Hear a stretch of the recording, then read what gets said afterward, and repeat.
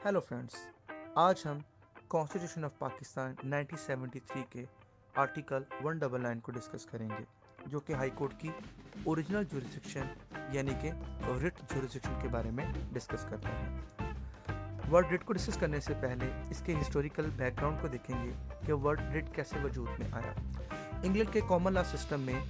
King specific direction पास किया करते थे, जो कि रिटन ऑर्डर की सूरत में एक सुपीरियर रेमेडी के तौर पे वजूद में आई, जिनको रिटन की वजह से वर्ड रिट जो है वो वजूद में आया। हमारे प्रेजेंट कॉन्स्टिट्यूशन ऑफ पाकिस्तान 1973 में किसी जगह पे भी वर्ड रिट इस्तेमाल नहीं किया गया। इवन के जो 5 काइंड्स के writs, writ of prohibition, writ of certiorari, writ of mandamus, writ of quo warranto और हेबियस कॉर्पस का वर्ड भी कहीं पे यूज नहीं किया गया। लेकिन इनसे पहले कॉन्स्टिट्यूशन 1956 और कॉन्स्टिट्यूशन 1962 में ये वर्ड्स इस्तेमाल किए गए थे और रिट का वर्ड भी इस्तेमाल किया गया था।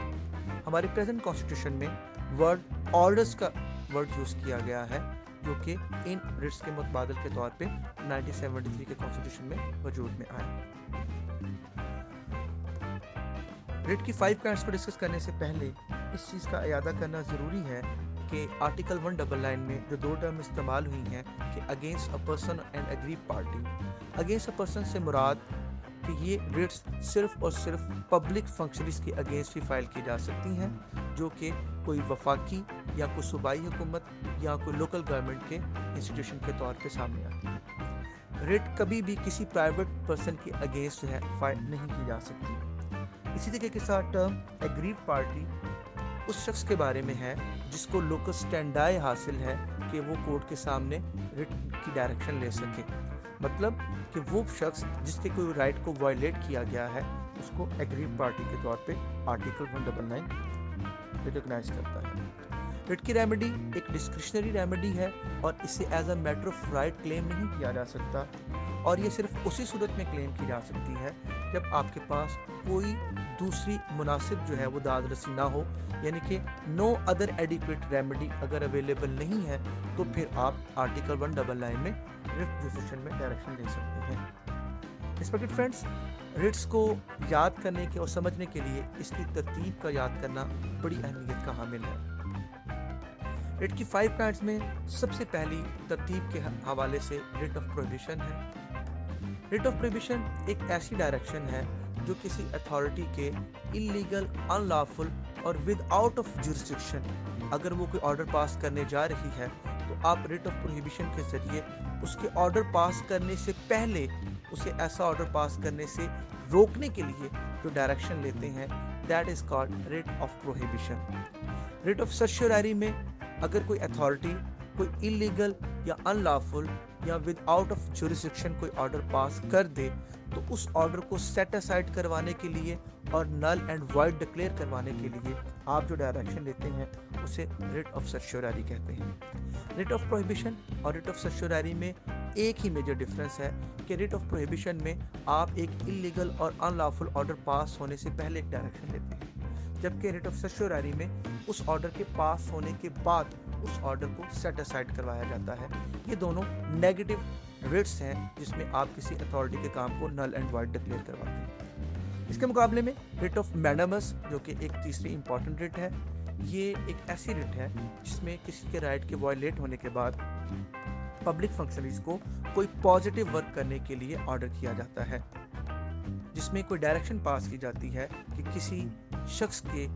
लिए दाद रसी करते हुए कोई पॉजिटिव वर्क किया जाए। इन रिट ऑफ प्रोहिबिशन, सर्चुररी और मैडामस के लिए एक रोज़मर्रा ज़िंदगी से मिसाल दूंगा कि अगर एक SHO आपकी FIR दर्ज नहीं कर रहा तो उसके लिए जो FIR दर्ज करवाने की आप डायरेक्शन हाई कोर्ट से सीख करते हैं, that is called writ of mandamus. आप रिट ऑफ मैडामस के जरिए कोर्ट से ये दरख्वास्त करते हैं कि मेरे अगेंस्ट ये क्राइम हुआ है और SHO को ऑर्डर किया जाए कि मेरी FIR को दर्ज किया जाए, तो ये पॉजिटिव डायरेक्शन में रिट ऑफ मैडामस होगी। और अगर आप समझते हैं कि आपके अगेंस्ट कोई फेक और कोई झूठी FIR का ऑर्डर लेना चाहता है तो आप हाई कोर्ट से एक डायरेक्शन जो है वो सीख करेंगे रिट ऑफ प्रोहिबिशन के ज़रिए कि मेरे अगेंस्ट फॉल्स और बेसलेस FIR रजिस्टर्ड होने से रोकी जाए, दैट इज़ कॉल्ड प्रोहिबिशन। और अगर आप जस्टिस ऑफ पीस के ऑर्डर के अगेंस्ट हाई कोर्ट को रजू करते हैं तो जस्टिस ऑफ पीस के ऑर्डर को नल एंड वॉइड डिक्लेयर करवाने के लिए आप रिट ऑफ सर्टियोरारी सीख करेंगे। इसी तरीके के साथ अगली important writ that is a writ of quo warranto, जिसमें आप किसी शख्स से ये सवाल पूछते हैं कि अंडर विच अथॉरिटी और law you are doing a public function. मिसाल के तौर पर अगर एक शख्स जो कि ना MP है ना MNA है और वो किसी कैबिनेट की मीटिंग को हेड कर रहा है तो आप उससे ये सवाल पूछ सकते हैं कि आपको ऐसा करने का इख्तियार किसने दिया है। या कोई एक प्राइवेट शख्स अगर कोई पब्लिक फंक्शन परफॉर्म कर रहा है तो आप रिट ऑफ क्वो वारंटो के ज़रिए उससे ये सवाल करके उसके उस फंक्शन को रुकवा सकते हैं। इसी तरीके के साथ एक बहुत important writ that is called writ of habeas corpus, जिसका उर्दू में हम वर्ड रिट ऑफ हब से भेजा के रिट का वर्ड यूज़ करते हैं। इसमें कोर्ट से ये डायरेक्शन दी जाती है कि किसी शख्स को इलीगली और अनलॉफुली डिटेन किया गया है, कोर्ट एक डायरेक्शन इशू करती है और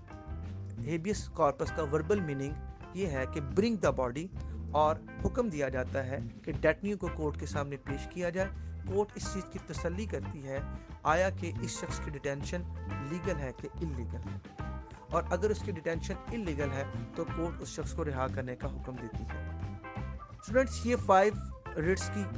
अरेंजमेंट्स इसको याद रखने में बड़ी हेल्पफुल साबित होती है। इसी तरीके के साथ हाई कोर्ट की रिट जुरिस्डिक्शन पे कुछ बार्स हैं जहाँ पे रिट इशू नहीं की जा सकती। उसमें सबसे इम्पॉर्टेंट सुप्रीम कोर्ट और हाई कोर्ट के ऑर्डर्स के अगेंस्ट जो है वो रिट जुरिस्डिक्शन इशू नहीं की जा सकती। इसी तरीके के साथ आर्म फोर्सेस के अगेंस्ट भी रिट जुरिस्डिक्शन एक्सरसाइज नहीं की जा सकती। और इसी तरीके के साथ एक और बार दैट इज़ अंडर आर्टिकल 212 की बार, जिसमें स्पेशल ट्राइब्यूनल्स क्रिएट किए गए हैं जो कि लोगों को दाद रसी देने के लिए अल्टरनेटिव रेमेडी के तौर पे इमर्ज हुए हैं। ऐसे मामलात में भी रिट जुरिस्डिक्शन एक्सरसाइज नहीं की जा सकती।